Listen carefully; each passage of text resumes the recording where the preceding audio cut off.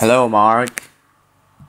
I'm Jeff, and my student number is S02411035. Okay, let's start. Ruth, Chang, How to Make Hard Choices. Ted Salon, NY 2014, 2:41 p.m. Filmed May 2014. Subtitles available in 27 languages. View interactive transcript. Subtitles and transcript. Select language English. Think of a hard choice you'll face in the near future. It might be between two careers, artists and accountant, or places to live, the city or a country, or even between two people to marry. You can marry Betty or you can marry Loretta. Or it might be a choice about whether to have children, to have an ailing parent move in with you, to raise your child in a religion that your partner lives by but leaves you cold, or whether to donate your life savings to charity. Chances are, the hard choice you thought of was something big, something momentous, something that matters to you. Hard choices seem to be occasions for agonizing handwriting, the gnashing of teeth. But I think we've misunderstood hard choices and the role that play in our lives. Understanding hard choices uncovers a hidden power each of us possess. What makes a choice hard in a way that alternatives relate? In any easy choice, one alternative is better than the other. In a hard choice, one alternative is better in some ways, the other alternative is better in the other ways, and neither is better than the other overall.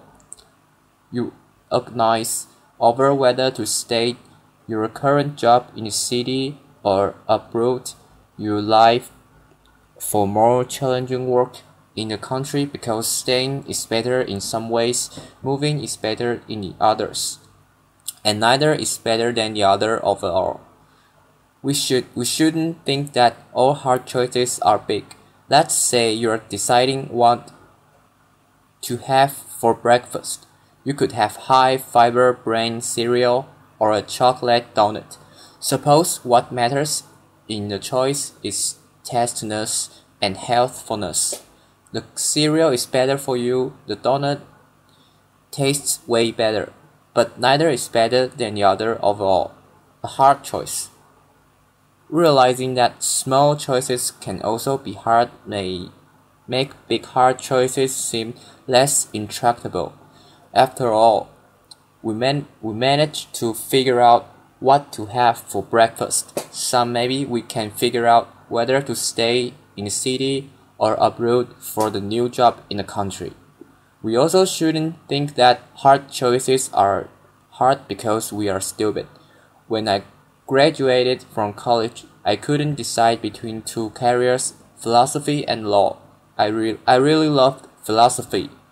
There are amazing things you can learn as a philosopher, and all from the comfort of an armchair. But I came from a modest immigrant family where my idea of luxury was having a pork, tongue, and jelly sandwich in my school lunchbox. So that thought of spending my whole life sitting around in armchairs just thinking, well, that struck me as the height of extravagance and frivolity. So I got out my yellow pad. I drew a line down the middle and I tried my best to think of the reasons for and against each alternative. I remember thinking to myself, if only I knew what my love in each career would be like. If only God or Netflix would send me a DVD of my two possible future careers, I'd bet I'd be set. I'd compare them side by side. I'd see that one was better and the choice would be easy. But I got no DVD, and because I couldn't figure out which was better, I did what many of us do in hard choices. I took the safest option. Fear of being an unemployed philosopher led me to become a lawyer. And as I discovered, lawyering didn't quite fit.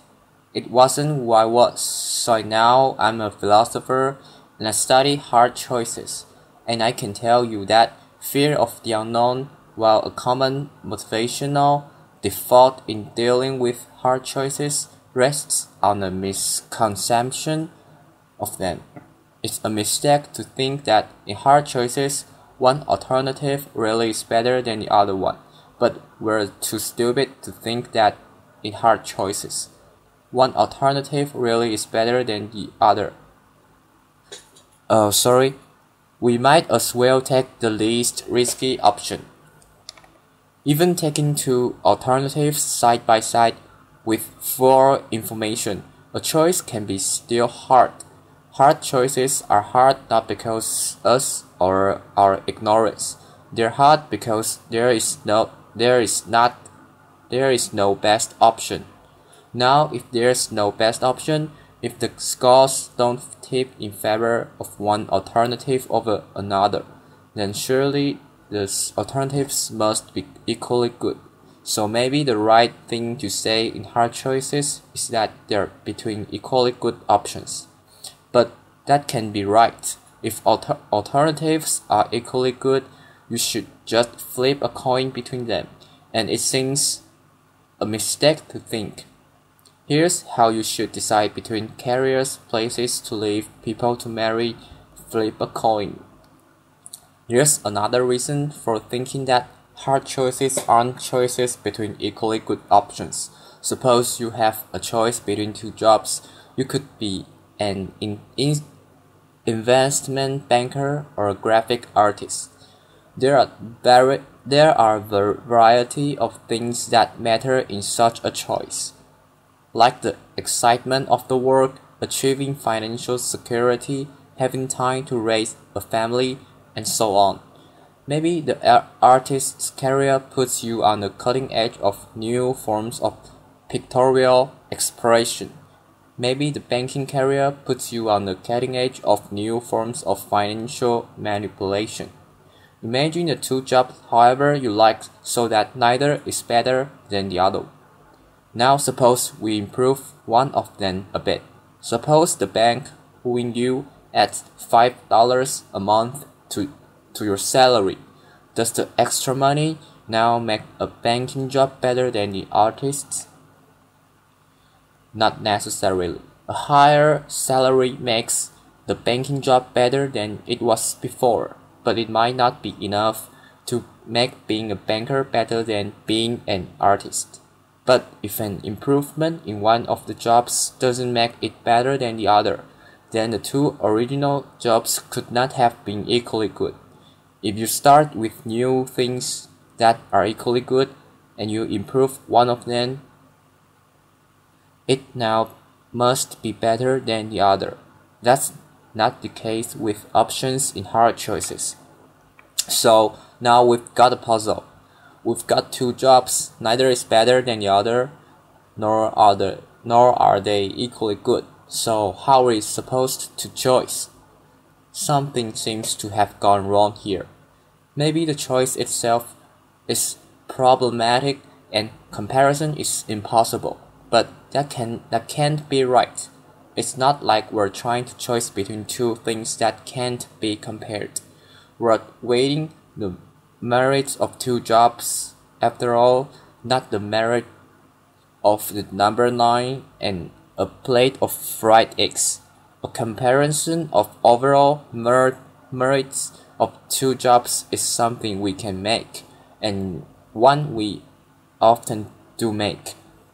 I think the puzzle arises because of an unreflective assumption we make about value. We unwittingly assume that values like justice, beauty, kindness are akin to scientific qualities, like length, mass, and weight. Take any comparative question not involve value, such as which of two suitcases is heavier. there are only three possibilities. The weight of one is greater, lesser, or equal to the weight of the other. Properties like weight can be represented by real numbers, 1, 2, 3, and so on. And there are only three possible comparisons between and two real numbers. One number is greater, lesser, or equal to the other. Not so with values. As post-enlightenment creatures, we tend to assume that scientific thinking holds the key to everything of importance in our world.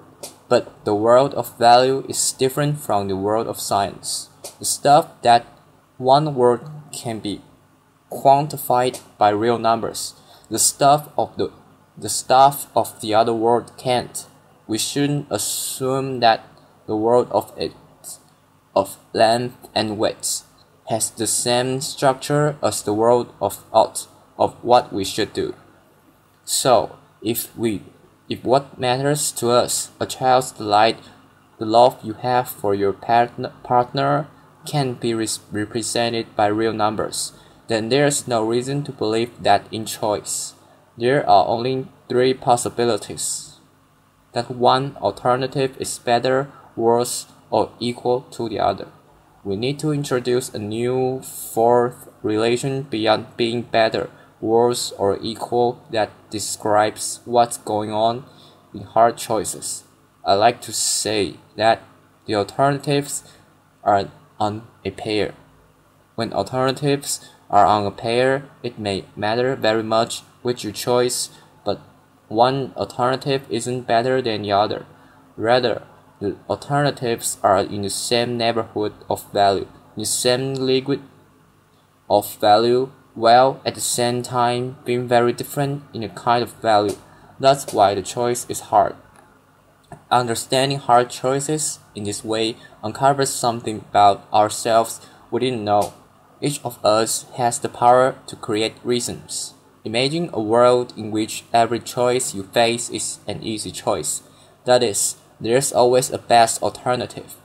If there's a best alternative, then that's the one you should choose. You should choose, because part of being rational is doing the better thing rather than worse thing. Choosing what you have most reason to choose. In such a world, we'd have most reason to wear black socks instead of pink socks, to eat cereal instead of donuts, to live in the city rather than the country, to marry Betty instead of Lolita. A world full of only easy choices would enslave us to reasons.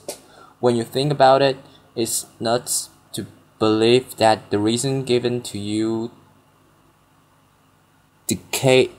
dictated that you had most reason to pursue the exact hobbies you do, to live in the exact house you do, to work at the exact job you do. Instead, you faced alternatives that were on a pair, hard choices, and you made reasons for yourself to choose the hobby, that house, and that job. When alternatives are on a pair, the reasons given to us, the ones that determine whether we're making a mistake, are silent as to what to do. It's here, in the space of hard choices, that we get to exercise our normative power, the power to create reasons for yourself, to make yourself into the kind of person for whom country living is preferable to the urban life. When we choose between options that are on a pair, we can do something really rather remarkable. We can put our very sleeves behind an option. Here's where I stand. Here's who I am. And I'm for banking. And I'm for chocolate donuts. This response in hard choice is a rational response, but it's not dictated by reasons given to us. Rather, it's supposed by reasons created by us. when we create reasons for ourselves to become this kind of person rather than that, we wholeheartedly become the people that we are. You might say that we become the authors of our own lives. So when we face hard choices, we shouldn't beat out hate against the wall trying to figure out which alternative is better. There's no best alternative. Instead of looking for reasons out of there, we should be looking for reasons in here. Who I am to be. You might decide to be a pink sock wearing, cereal loving, country living banker. And I might decide to be a black sock wearing, urban donut loving artist. What we do in hard choices is very much up to each of us. Now people who don't exercise their normative powers in hard choices are drifters. We all know people like that. I drifted into being a lawyer. I didn't put my agency behind lawyering. I wasn't for lawyering.